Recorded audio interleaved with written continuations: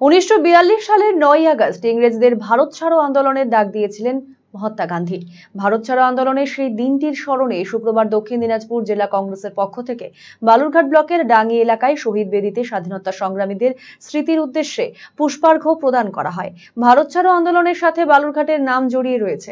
42-এর ভারত ছাড়ো আন্দোলন যখন সারা দেশে ছড়িয়ে পড়ে, সে সময় 1942 সালের 14ই সেপ্টেম্বর বালুরঘাটের ডাঙ্গিতে প্রচুর স্বাধীনতা সংগ্রামী জড়ো হন এবং সেখান থেকে বালুরঘাট শহরে এসে তৎকালীন ট্রেজারি বিল্ডিং আক্রমণ করে ইংরেজদের ইউনিয়ন জ্যাক নামিয়ে সেখানে ভারতীয় তেরঙ্গা ওড়ানো হয়। পরবর্তীতে ডাঙ্গি এলাকায় শহীদদের স্মৃতির উদ্দেশ্যে শহীদ বেদি নির্মিত হয়। এদিনের কর্মসূচিতে উপস্থিত ছিলেন জেলা কংগ্রেস সভাপতি অঞ্জন চৌধুরী সহ অন্যান্য নেতৃত্ব।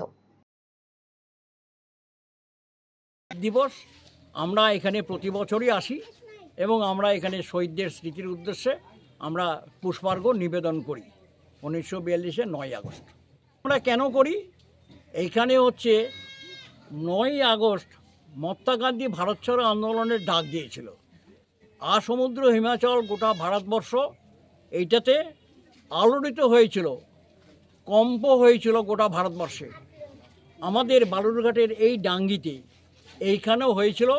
স্বাধীনতা সংগ্রামী যারা এই আত্রেয়ী নদীতে তারা সাঁতার দিয়ে ওপার থেকে এসছিল, বিভিন্ন জায়গা থেকে এসে এখানে জড়ো হয়েছিল এবং নদী পার হয়ে সাঁতার দিয়ে এখানে এসে তারা জড়ো হয়েছিল এবং এখান থেকেই তারা বিভিন্ন জায়গাতে ছড়িয়ে গিয়েছিল।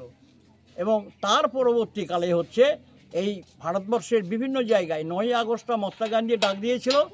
8ই আগস্ট কংগ্রেসের কমিটিতে পাশ হয়েছিল। 8ই আগস্ট 9ই আগস্ট মহাত্মা গান্ধীকে কংগ্রেস বলেছিল হ্যাঁ আমরা এটা মানলাম।